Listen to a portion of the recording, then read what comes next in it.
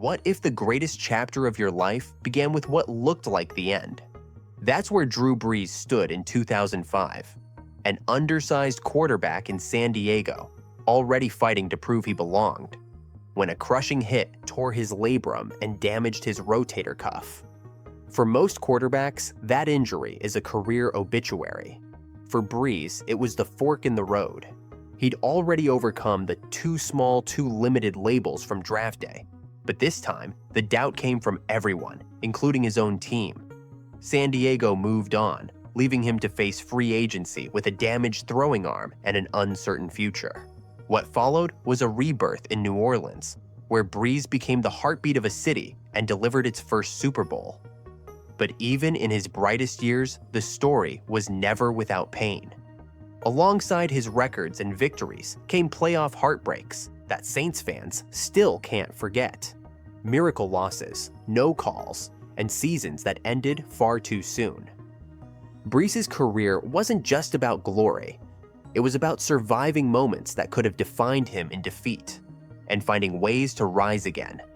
The journey would take him from the lowest point of his career to the center of one of football's most emotional storylines. Drew Brees entered the NFL in 2001, carrying every slight from his scouting reports. At just 6 feet tall, he was considered undersized for the position, with arm strength many analysts questioned. But those doubts only sharpened his focus. Drafted in the second round by the San Diego Chargers, Brees climbed the depth chart and by 2004 had transformed from an afterthought into a Pro Bowler, leading San Diego to a division title and earning Comeback Player of the Year honors. For a brief moment, it looked like he had silenced the critics for good. Then came the hit that changed everything. In the final game of the 2005 season, scrambling against the Denver Broncos, Brees was driven into the turf. The result? A torn labrum and significant rotator cuff damage to his throwing shoulder. For most quarterbacks, that's not just a setback, it's a potential career-ending blow. His right arm, the tool that had carried him past so many doubts, was suddenly a massive question mark. The Chargers didn't hesitate to move on, turning the franchise over to Philip Rivers, before Brees had even begun rehab. Around the league, the phone stayed quiet. Only a handful of teams showed interest, and even then, the conversations were cautious. The Miami Dolphins famously brought him in for a physical, only to pass after doctors warned that he might never regain his full throwing motion, a decision they'd regret for years.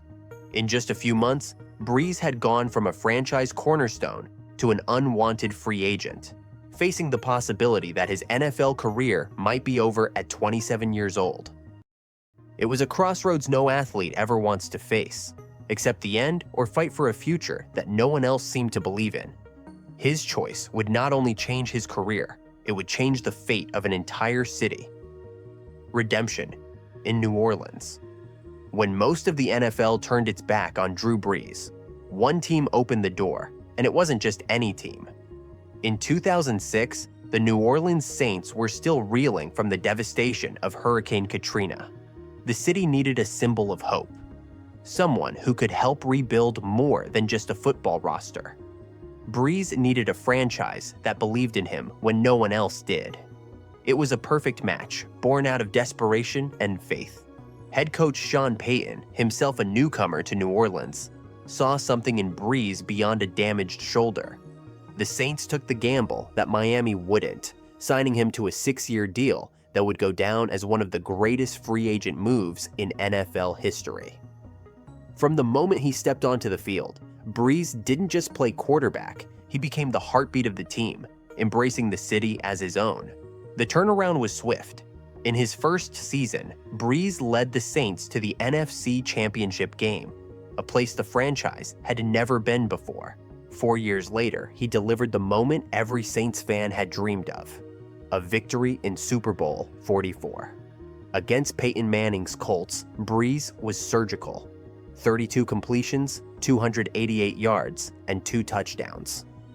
The image of him holding his son on the confetti-covered field became an instant piece of NFL history. But this redemption story was bigger than football. Brees and his family poured themselves into New Orleans, raising millions through the Brees Dream Foundation, helping rebuild schools, parks, and homes. He became more than a quarterback. He became part of the city's identity.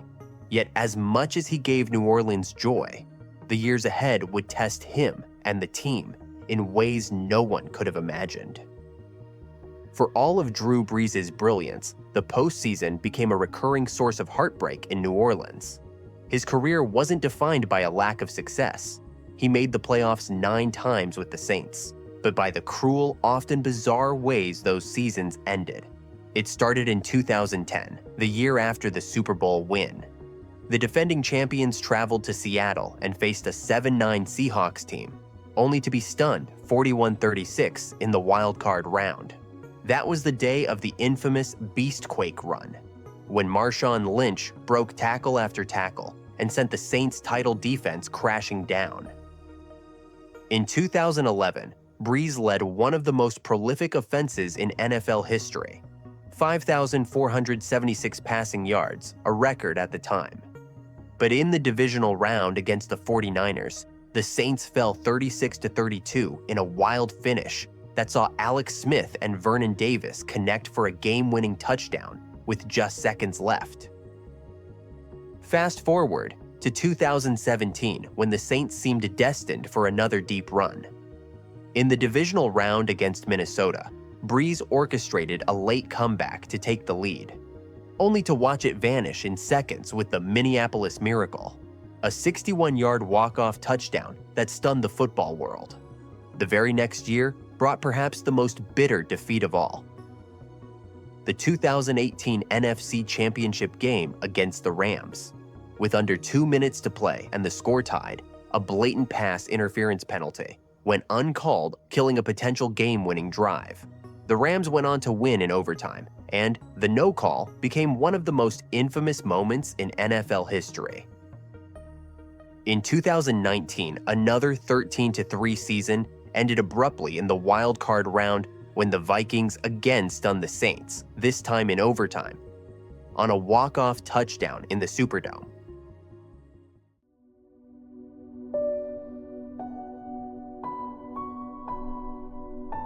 And then, in 2020, Brees' final NFL game ended in another playoff loss, this time to Tom Brady and the Buccaneers in the divisional round.